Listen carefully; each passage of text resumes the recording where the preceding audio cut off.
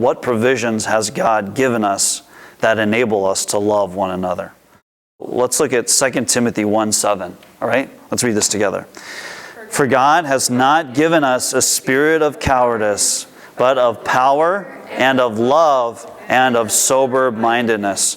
Right? So God has given, that means He's provided for us, right? What has He given us?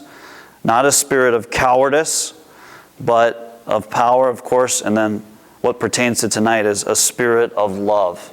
Our spirit that the Lord has given us, our human spirit, is a spirit of love. So there is something innate in our spirit that all of us have, regardless of how we were born chromosomally. Some people are just born, they're very loving people, they're very friendly, they're very, you know what I mean? But that's not what we're talking about. What we're talking about here is a love that is linked with our spirit. Okay? And then Romans 5:5, let's read this together. 5:5b. The love of God has been poured out in our hearts through the Holy Spirit who has been given to us. So in 2 Timothy 1, it mentions we have a spirit of love. In Romans 5:5, it says that the love of God has been poured out in our hearts through the Holy Spirit. So the Spirit. And if you remember, there in Galatians 5, it talks about the fruit of the Spirit.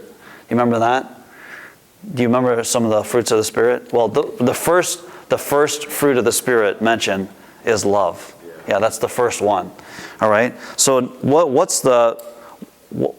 is love really? Love is really a fruit that comes from the Holy Spirit.